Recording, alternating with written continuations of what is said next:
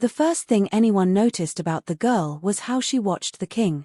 In a court carved from ancient ice and obsidian shadow, where ambition coiled like smoke and loyalty was a currency traded for power, her attention was a thing of startling purity. Ilara was not of their world. She was a creature of soft edges, of sun-warmed skin and breath that plumed in the chill air of the unseelie palace. A human relic from a forgotten treaty, she had been raised within the castle walls, a ward of the throne, and her world had shrunk until it contained only one fixed point, Valerus. He was the vampire king, a being of impossible age and beauty, his grace that of a predator, his stillness that of a mountain. To his court, he was a figure of awe and terror. To Ilara, he was the center of gravity. She orbited him, a small, silent moon. When he held council, she would find a perch in the high galleries, her slight form lost among the stone gargoyles, her gaze a thread of light in the gloom, fixed on the crown of silvered thorns that rested on his brow. When he walked the battlements, a solitary figure against the bruised twilight sky, she would follow at a distance, a silent guardian against a loneliness she could only guess at. She brought him things. Not jewels or artifacts, for she had none, but pieces of herself. A robin's feather, impossibly blue, left on the arm of his throne. A spray of frost-kissed nightshade, its deadly beauty a mirror of his own, placed beside his untouched goblet of blood wine.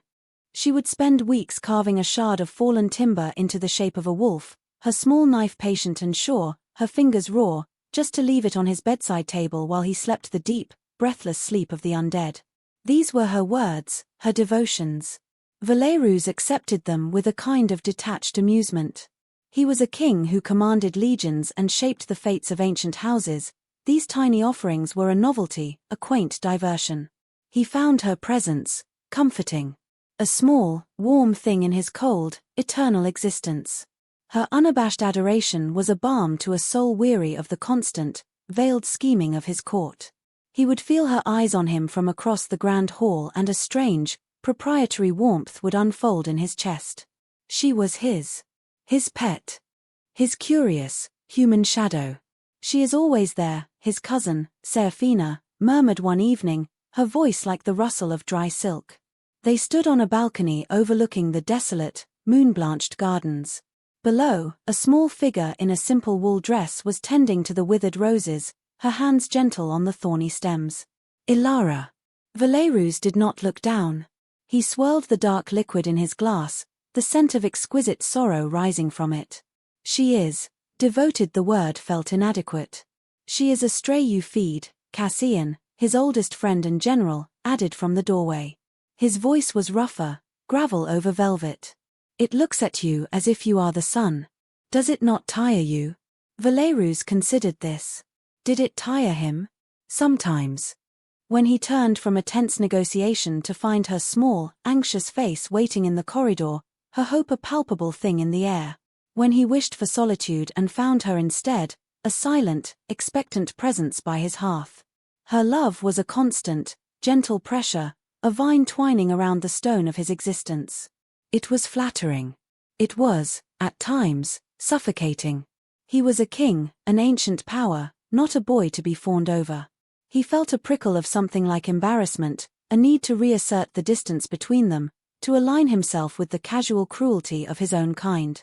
"She can be," he conceded, and the moment he chose the word, he felt a small, satisfying click of camaraderie with his friends. It was the right word for them, for this world of sharp edges and sharper teeth. He lifted his glass, a slight, dismissive smile playing on his lips. A little clingy.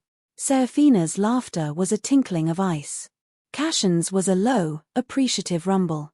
The sound echoed in the cold night air, a shared moment of casual, thoughtless power. Below, in the garden, Ilara finished her work, her movements careful and precise. She did not know that somewhere above her, a single word had just been spoken that would unravel the delicate tapestry of her world.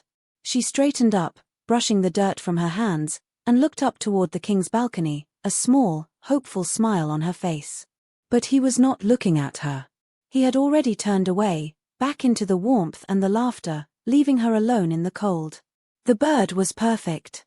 It was carved from a piece of pale, smooth birchwood she had found near the Whisperwood, a place humans were forbidden to go. She had risked the journey, the grasping shadows and the things that sang in the trees, just for this piece of wood. For 2 weeks, she had worked on it in secret, her small knife peeling away slivers of white until a shape emerged. It was a wren, its head cocked, its tiny beak parted as if in song. Its miniature form held all the love she could not speak, all the devotion that lived inside her like a second heartbeat. It was the finest thing she had ever made. Tonight, she would give it to him. She clutched it in her palm, the wood warmed by her skin, and made her way through the labyrinthine corridors of the palace. The stones seemed to breathe a colder air tonight, and the torchlight threw long, dancing shadows that looked like grasping fingers. She heard voices from the king's antechamber, the familiar timbre of Cassian and the silken tones of Serafina. And Valeru's. His voice, a low, resonant hum that always made her feel safe.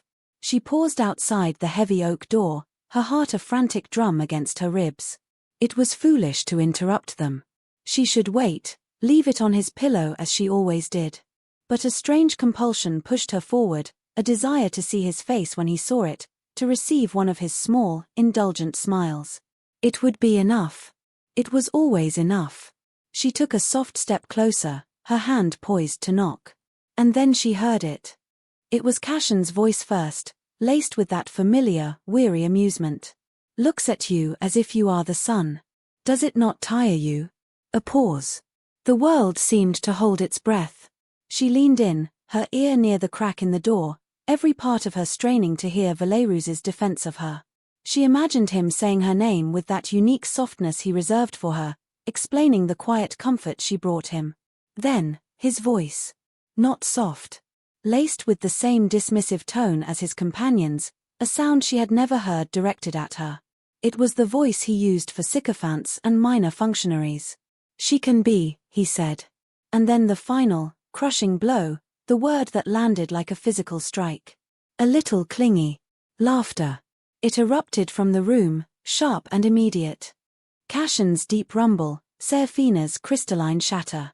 And worst of all, Valerus's own chuckle, a low sound that joined theirs, weaving into a chorus of casual disdain. Clingy. The word was a stone dropped into the quiet pool of her heart. It did not sink. It shattered the surface, the cracks racing outward, breaking everything.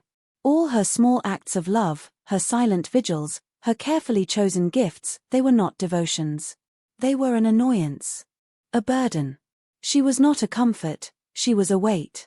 Her fingers went numb. The small wooden bird, so full of love and careful effort just a moment before, slipped from her grasp. It hit the stone floor with a tiny, pathetic clatter, a sound so insignificant it was swallowed completely by the laughter from within the room. The wren's delicate beak snapped. It lay on the floor, broken. A broken thing, just like the feeling blooming in her chest. She did not cry. The shock was too deep for tears. It was a hollowing out, a sudden, violent evacuation of all warmth, all hope. She felt the blood drain from her face, the cold of the stone floor seeping up into her bones. She looked at the broken bird, then at the door. The laughter had subsided, but the echo of it remained, bouncing off the walls of her skull. Slowly, carefully, as if moving through deep water, she backed away.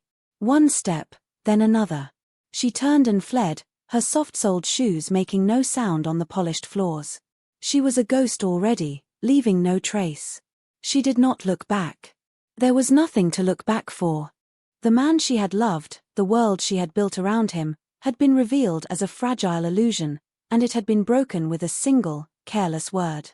She ran back to her small, cold room, the sound of his laughter chasing her all the way. Inside, she barred the door, leaned against it, and slid to the floor. And the silence began. It fell not like a gentle snow, but like an avalanche, burying her completely. Valerus returned to his chambers well after midnight, the pleasant warmth of the blood wine still humming in his veins. The evening with Cassian and Serafina had been a welcome respite from the endless pressures of the crown. Their familiar cynicism, their shared history stretching back centuries, was a comfort. He felt lighter, the weight of his kingship momentarily eased. He expected to find Ilara curled by the hearth, asleep in his favorite chair, a book fallen into her lap. It was her habit. He would scoop her up, she weighed nothing, and carry her to her own chambers, a ritual that always ended with him feeling a surge of tender, protective power. But the chair was empty. The fire was burning low, casting flickering shadows across the vast, silent room. A faint unease stirred in him. He moved through the adjoining rooms, his steps noiseless. The library, the observatory, the small winter garden, all empty. Her usual haunts were deserted. He finally came to the corridor where her chambers were located. A sliver of candlelight shone from beneath her door. He knocked, a soft rap of his knuckles against the ancient wood. "Ilara?" No answer. He knocked again, louder this time. "Ilara, it is I." Opened the door. Only silence greeted him. An unfamiliar knot of irritation tightened in his chest. This was not like her. She was never coy. He was the king, she was his ward. The dynamics were simple, absolute. He did not have time for games. With a sigh of impatience, he placed his hand on the door. The old wood offered no resistance, the lock clicking open under the barest application of his will. He pushed the door inward. She was there, sitting on the narrow window seat, her back to him. She was dressed in a simple white nightdress, her dark hair a stark cascade against the pale fabric. Her posture was unnaturally still. She was looking out at the jagged peaks of the mountains, silvered by the twin moons. "There you are," he said, his voice sharper than he intended. "I was looking for you." She did not turn. She did not move. It was as if she hadn't heard him. "Ilara," he repeated, stepping into the room. The air was cold, the single candle on her nightstand doing little to warm it. "Did you not hear me?" He walked toward her, the floorboards groaning under his weight. He could see her reflection now in the dark glass of the windowpane, a pale, blank oval. Her eyes were open, but they seemed to be looking at nothing. "What is this?" he asked, his patience fraying completely. "A fit of pique? If you are angry about something, speak it. This silence is childish." He reached out, intending to grip her shoulder and turn her to face him. But as his fingers neared, she flinched, a small, almost imperceptible tightening of her entire body. It was not the familiar, shy startle he was used to. It was the instinctive recoil of a creature expecting a blow. He froze, his hand hovering in the air. The gesture, so small, was a wall of glass suddenly erected between them. He could see her, but he could not touch her. "Enough of this," he commanded, his voice now cold, the voice of the king. "Look at me. Speak." She remained perfectly, exquisitely still. Her breath misted on the cold glass, vanished, and misted again. It was the only sign she was alive. The silence in the room was no longer just an absence of sound. It had become a presence. It was vast, solid, and utterly impenetrable. It was a fortress she had built around herself, and he was on the outside, a stranger. A wave of frustration, hot and unfamiliar, washed over him. He, who could command armies and bend ancient houses to his will, was being defied by this small, human girl. By silence. He felt an absurd urge to shake her, to force a sound from her throat. Instead, he spun on his heel, his cloak flaring out behind him. "Fine," he bit out, the word sharp as a shard of ice. "Have your silence. When you tire of this foolish game, you know where to find me." He strode from the room, pulling the door shut with a resounding crack that echoed down the empty hall. He did not see her reflection in the glass as she squeezed her eyes shut, a single tear finally breaking free, tracing a cold path down her cheek. He did not understand that it was not a game.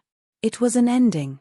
And in his anger, he had just walked away from the ruins, leaving her to be buried in the quiet dark. The first year of the silence was a study in his mounting frustration. In the beginning, Valerus was certain it was a fleeting mood, a human whim that would pass with the next sunrise. He ignored it. He went about his kingly duties, presiding over his court, meeting with emissaries, and signing decrees written in ink the color of dried blood. He expected that at any moment she would appear at his elbow, her eyes downcast, a silent apology in her posture. She did not. Weeks bled into months. Her silence became a fixture in the castle, a strange and unsettling new piece of its ancient architecture. She moved through the halls like a phantom, a whisper of her former self. She took her meals in her room, brought by servants who learned not to speak to her, their own chatter dying on their lips as they crossed her threshold. She walked in the gardens, her feet tracing the same paths over and over, her gaze fixed on the ground. She was a body moving through space, but the person who inhabited it, the girl who had watched him with such luminous adoration, was gone. His annoyance began to curdle into a strange, gnawing anxiety. This was not a sulk. This was something else, something deeper and more broken. He began to seek her out. He would find her in the library, staring at a page in a book for an hour without turning it. "This is one of my favorites," he would say, his voice overly loud in the oppressive quiet. "The Tale of the Sunken City. Do you remember? I read it to you once." She would give no sign of having heard, her eyes remaining on the unread words. Her stillness was a form of defiance more powerful than any argument. He couldn't fight it. He couldn't reason with it. It simply was. He changed tactics. He tried to tempt her, to bribe her back into the world. He, who had never needed to woo anyone, found himself engaging in a clumsy, one-sided courtship. He had a gown commissioned for her, spun from moonlight and spider silk, a thing of impossible beauty. It was delivered to her room and laid upon her bed. It remained there for a week, untouched, before a servant quietly folded it and put it away. He brought her jewels from the royal vault, a necklace of fallen stars that pulsed with a soft, internal light, earrings like frozen tears. They sat on her dressing table, gathering dust. He felt the eyes of his court on him during this strange, futile campaign. He saw the smirks of lesser nobles, the pitying glances of his inner circle. The great and terrible King Valerus, undone by the silence of a slip of a human girl. It was humiliating. One evening, nearly a full year after the silence had begun, he found her on the battlements where she had so often watched him. A bitter wind whipped around them, tearing at her thin dress. She did not seem to feel the cold. He stood beside her, not speaking for a long time. The silence stretched between them, taut and cold as the winter air. He was the one who broke it. "I do not understand," he said, the words torn from him, a confession of weakness he had never before uttered. "What is it you want from me? What must I do?" She turned her head, and for a heart-stopping moment, he thought she would speak. Her eyes met his. And he saw it. The bottomless, terrifying emptiness. The light he had always taken for granted was gone. Her eyes, once so full of him, were now just windows into a vacant room. And in their depths, he saw a flicker of something he had never seen there before: fear. She was afraid of him. That realization struck him with the force of a physical blow. Her, afraid of him? It made no sense. He had been her protector, her only source of kindness in this cold, predatory world. When had that changed? He started to talk, his voice urgent, filling the void she created. He told her about his day, about a dispute between two ancient houses he had mediated. He spoke of the weather, of the coming snows, of anything and everything. He talked until his throat was raw, his words snatched away by the wind. He was trying to weave a net of sound to catch her, to pull her back. But she was too far gone. His words fell into her silence like stones into a bottomless well, making no sound, no ripple. He watched her, and for the first time, he truly saw the change in her. He noticed the way she held herself, her shoulders curved inward as if to make herself smaller, to take up less space. He saw the way she always kept a careful distance, an invisible perimeter he was not allowed to cross. He remembered the girl who used to run to him, who would impulsively take his hand, her small, warm fingers a startling contrast to his own cold skin. Where had that girl gone? When had he lost her? He had been so sure of her, so accustomed to her constant presence, that he hadn't even noticed she was disappearing. And he had no idea why. The not knowing was a kind of madness, an itch under his skin he could not scratch. That night, anger and frustration finally gave way to a cold, creeping dread. He was losing her. Or perhaps, he realized with a jolt that chilled him more than the wind, he had already lost her. 3 years. 3 years of a silence so absolute it had become a living entity within the castle walls. It had its own rhythms, its own territories. It owned Alara's chambers, it haunted the library, It held sway in the frozen gardens. And it had taken up permanent residence in Valerus's soul. The king was a changed man. The detached amusement was long gone, replaced by a hollow ache that never subsided. The frustration had burned itself out, leaving behind the cold ash of despair. He no longer tried to command her. He no longer brought her extravagant gifts. The pile of untouched treasures in a locked room in his treasury was a monument to his failure, a glittering hoard of his own ignorance. His life had become a series of rituals centered around her silence. He would have a second place set for him at her solitary table, where he would eat his own meals, speaking to her as if she were responding, a madman performing for an audience of one. He would read to her by the fire in his chambers, his voice filling the grand space, while she sat across the room, her hands folded in her lap, her gaze distant. He had become a master of the monologue, a lonely actor on a vast and empty stage. His court had adapted. The whispers had died down, replaced by a kind of weary acceptance. The king's obsession, they called it. His human folly. Seraphina urged him to send her away, to a quiet convent in the mortal lands. She is broken, Valerus, she would say, her voice laced with a frustrating pity. Let her go. Let yourself be free of this. But he couldn't. The thought of sending her away was physically painful. It felt like an amputation. She was a part of him, a constant, silent reminder of a profound failure he could not name. The realization, when it came, was not a lightning strike but a slow, sickening dawn. He was in his study, late one night, a goblet of blood wine untouched on his desk. He was staring at a small, wooden wolf she had carved for him years ago, one of the last gifts before the silence. Its form was so simple, yet so full of life. He remembered finding it on his desk, and the small, secret smile he had hidden from his court. The door opened and Cassian entered, his heavy tread a familiar intrusion. He looked at the king, at the untouched wine, at the tiny carving in his hand. His face, usually a mask of military stoicism, softened with a rare expression of concern. This is no way for a king to live, Cassian said, his voice a low rumble. Haunted by a ghost that still breathes. You must end this, Valerus. For your own sake. I cannot, Valerus whispered, his gaze fixed on the wooden wolf. Cassian sighed, a sound of deep exasperation. Why? Because of a memory of what she was. She was always too fragile for this place. Too much. He gestured vaguely, searching for the right word. You said it yourself, years ago. She was always too attached. Remember that night? On the balcony? You called her. Cassian stopped abruptly. The silence that flooded the room was different from Ilara's. This one was sharp, horrified. He saw the look on Valerus's face and knew he had made a catastrophic error. The word. Cassian didn't need to say it. It bloomed in the air between them, ugly and venomous. Clingy. Valerus's mind, which had been a fog of confused grief for 3 years, suddenly cleared with horrifying precision. The memory, which had been a meaningless fragment, replayed itself in his mind, but this time in agonizing, slow-motion detail. The balcony. The cold night air. The easy camaraderie with his friends. His own voice, laced with dismissive pride. A little clingy. And the laughter. Oh, gods, the laughter. His own chuckle, joining theirs. And then, a new image inserted itself into the memory, an image his mind conjured with sickening certainty. A small figure, pausing outside the antechamber door. A hand raised to knock. A face, hopeful and shining with love.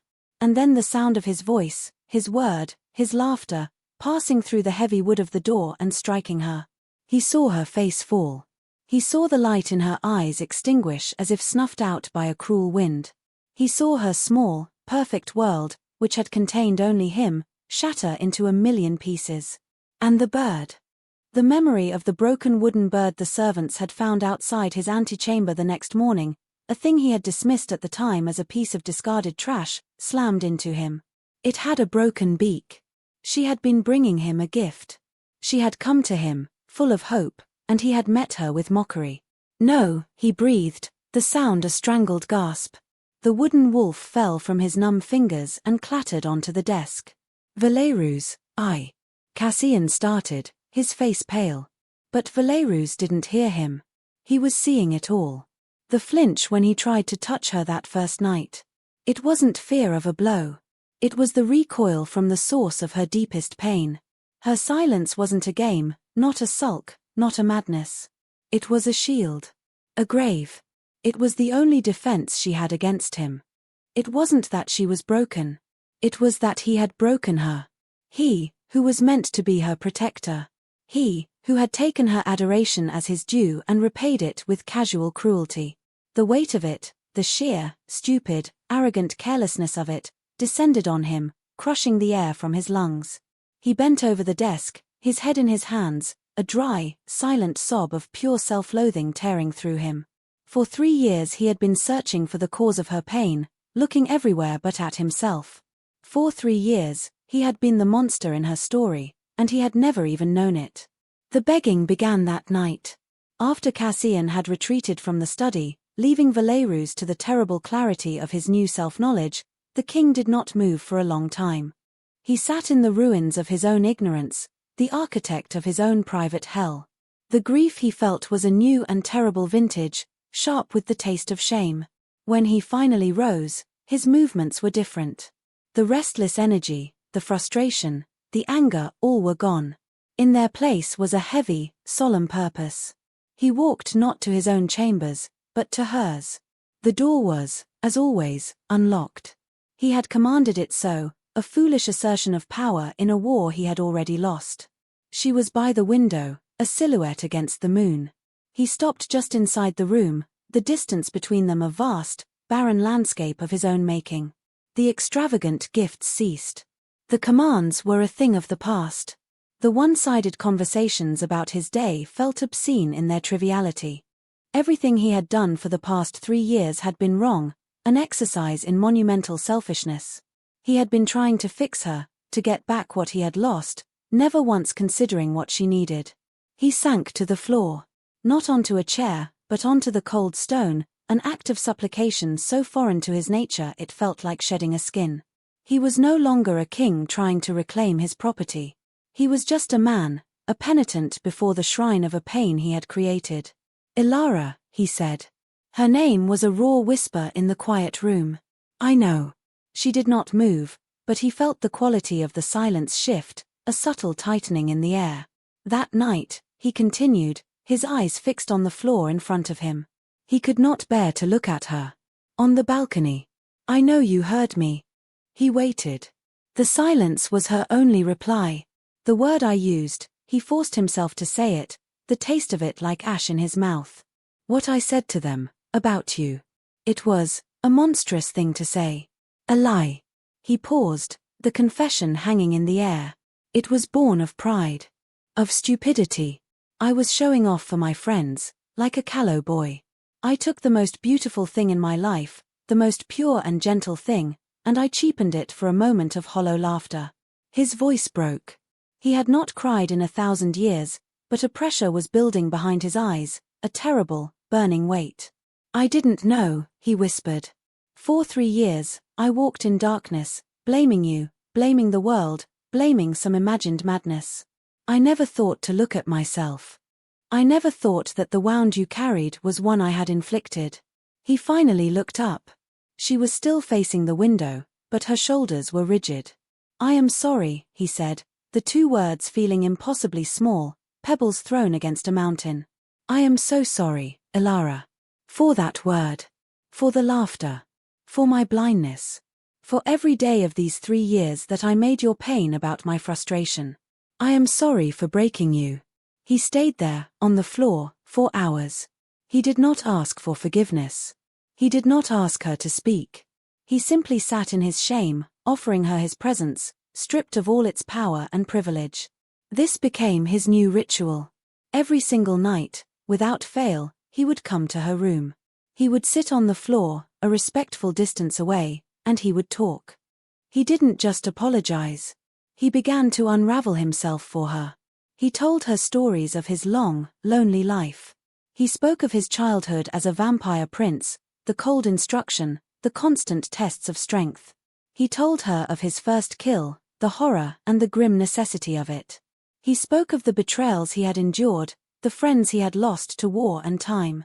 He confessed his fears, his fear of obsolescence, his fear of the endless, grinding eternity stretching before him, his deepest, most secret fear, that he was a monster, incapable of true connection. He gave her his vulnerabilities, his weaknesses, his ugliness. He laid his soul bare on the cold stone floor between them, night after night, month after month, year after year. It was a long, painful, desperate act of penance. He was offering her all of himself, everything he had hidden from the world, in the faint, desperate hope that it might begin to fill the void his carelessness had created. He watched her face for any sign, a flicker in her eyes, a softening of her mouth. Most nights, there was nothing. But he kept coming back. He had an eternity to be king.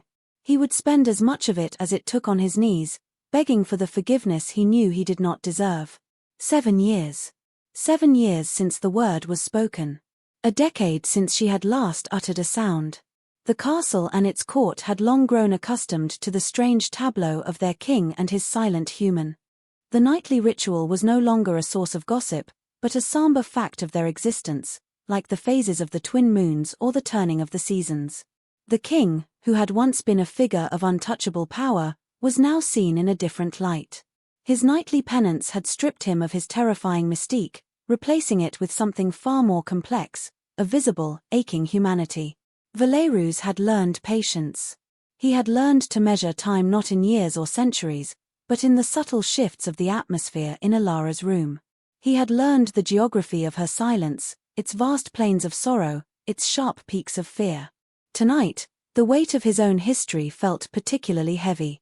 He was recounting a story he had never told another living soul, not even Cassian.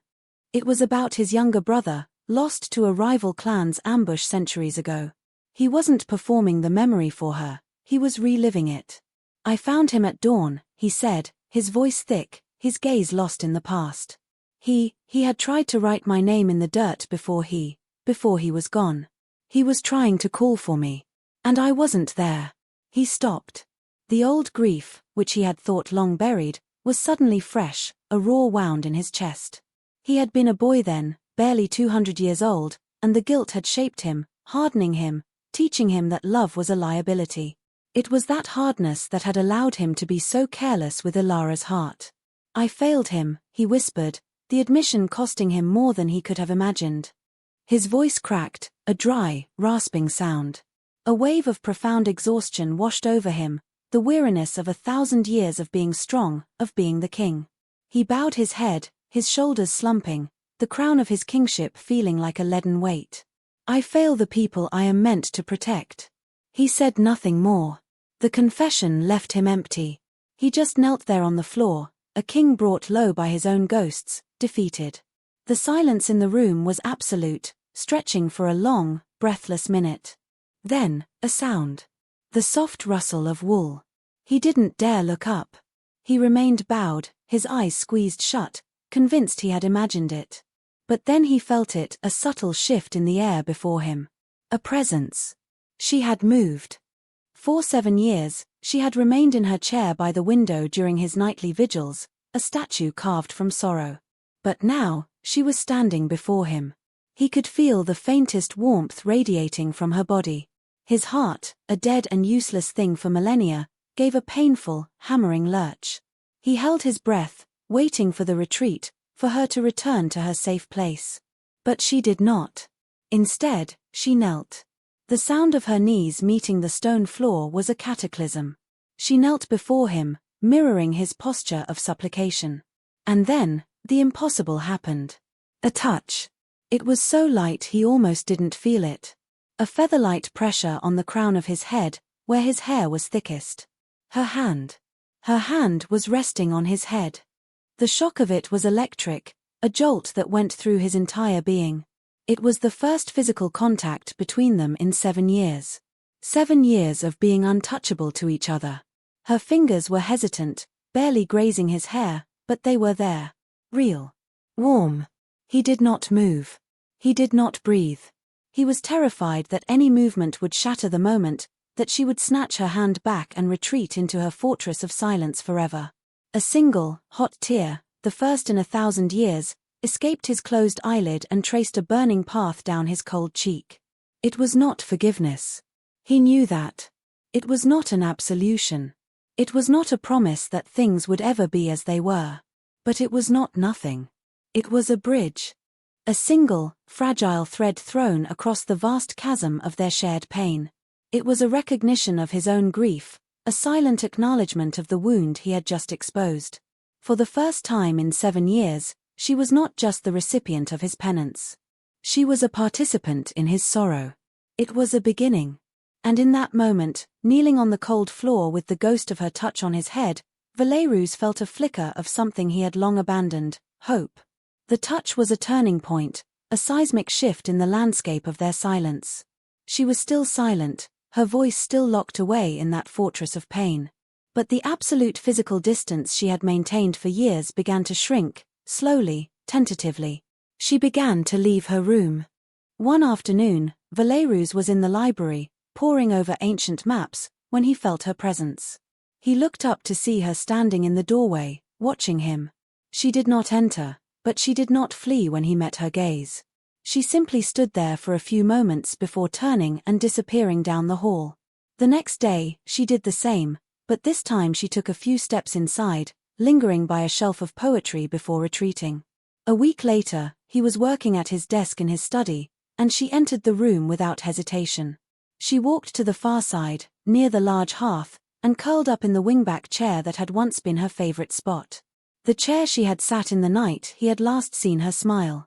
She said nothing, did not even look at him, but her presence in the room was a gift so profound it made it difficult for him to focus on the treaty before him. He learned a new language. He had spent years filling her silence with his own words, but now he learned to listen to it. He learned to read the subtle lexicon of her body. A slight tilt of her head to the side when he read a particular passage aloud was curiosity. A faint tensing of her shoulders when a servant entered the room too quickly was a flare of old fear. The way her fingers would trace the embroidered patterns on the arm of her chair, a griffin, a rose, a crown, was contemplation. He stopped seeing her silence as a void to be filled and started to see it as a space they could share. He began to respond not to her lack of words, but to her unspoken communications. When he saw her shoulders tense, he would speak a soft word of reassurance to the servant, a gentle dismissal that eased the tension in the room. When he saw her tracing the griffin, he would pause his reading, allowing her the space for her thoughts. His nightly visits continued, but they were different now. He still sat on the floor, but sometimes she would leave her window seat and move to the chair nearer him. He still talked, but his confessions were less about his grand, ancient sorrows and more about the small, immediate things. The emissary from the Onyx Court has a ridiculous mustache, he told her one night, a hint of his old, dry humor returning. It looks like 2 squirrels fell asleep on his upper lip. I found it incredibly difficult to take his threats of war seriously. He glanced up at her, and for the briefest of moments, he saw it. The corner of her mouth twitched, a tiny, almost imperceptible upward curve. It was gone in an instant, her expression smoothing back into its familiar placid mask. But he had seen it. A ghost of a smile. His dead heart gave another of its painful, unfamiliar thuds. He began bringing her gifts again, but they were not the opulent bribes of before. They were small, quiet offerings, things he thought she might genuinely appreciate. One day, returning from a ride in the high mountains, he found a single, perfect stalk of mountain heather, its purple bells impossibly vibrant against the grey rock. He picked it and left it on the arm of her chair in the study. He didn't mention it, he just left it there. When he returned hours later, it was gone. Later that evening, he saw it tucked into the pages of the book she was holding. He was rebuilding, stone by painful stone, the trust he had demolished. It was slow, painstaking work. Every shared silence, every ghost of a smile, every accepted wildflower was a victory. He was learning to love her not for her adoration of him, but for who she was in her quiet strength. He was learning to see the woman who had survived him, the woman who had built a fortress not of stone, but of silence, and reigned there, its sole, unconquered queen. And he, the mighty king, was the one who had to prove himself worthy of being invited inside. 10 years. A full decade. An eternity and a blink of an eye. The anniversary of the night she fell silent fell on a night of heavy snow. The world outside the castle walls was a swirl of white, the wind howling a mournful song around the ancient stones. Valerus did not mark the day on any calendar, but he felt its weight in his bones, a familiar ache of shame and regret. He had long since given up hope that she would ever speak again. He had accepted it. His penance was not a temporary state, it was his life now. And, to his own surprise, it was not an unhappy one. The quiet companionship they shared, the silent language they had built together, was more real and more profound than the thoughtless adoration she had given him before. He had earned this. This quiet, this understanding. It was enough. He went to her chambers that night not with a story or a confession, but simply to be with her. The room was dark save for the moonlight reflecting off the snow outside, casting the space in a soft, ethereal blue glow. She was at the window, as she had been that first night, watching the storm. He did not speak. He crossed the room and sank to his usual spot on the floor, leaning his back against the leg of a heavy oak table. He watched the snow with her. The silence in the room was no longer a weapon or a wound. It was a blanket. It was a shared space, comfortable and known. They sat like that for a long time, two solitary figures watching the storm together, the king and his silent queen. There was a peace in the room that had taken 10 years to build. Finally, knowing he had a long night of statecraft ahead, he decided to leave. He rose slowly, his old bones creaking in a very human way. He felt a pang of reluctance to leave the quiet sanctuary of her room for the noise of his court. He looked at her one last time, a still figure against the swirling white. He accepted this was his life. And it was enough. He turned and walked toward the door, his steps soft on the stone. His hand was on the cold iron latch. He was pulling the door open. And then, a sound. Not the wind. Not the creak of the castle. A sound from within the room. A voice. It was small, fragile, and rough, like old parchment tearing. It was a sound he had replayed in his memory 1,000 times but had never expected to hear in the air again. Valerus. He froze. His hand fell from the door latch. The world, the storm, the castle, his own breathing, everything stopped. It was impossible. He must have imagined it. A trick of the wind, a phantom of his own desperate longing. He turned, his movements slow, agonizingly so, as if he were moving through honey. He was afraid. Afraid that if he looked, she would be gone, that the voice was a hallucination, that the last 10 years had finally driven him mad. She was still there. She had turned from the window and was looking at him. Her face, illuminated by the blue moonlight, was calm. Her eyes were clear. Valerus, she said again. The word was stronger this time, more certain. It was his name. His name, in her voice. He couldn't breathe. He couldn't move. The single word, the one he had given up all hope of ever hearing, echoed in the vast, silent chambers of his heart. It was a key, turning a lock that had been rusted shut for a decade. A torrent of emotion so powerful it threatened to bring him to his knees washed over him, relief so profound it was painful, joy so sharp it felt like grief, a love so overwhelming it was a physical force. He took a step toward her. And another. He crossed the room as if in a dream, his eyes never leaving hers. He felt like a mariner, lost at sea for a lifetime, who had just spotted the impossible, beautiful, devastatingly real shore.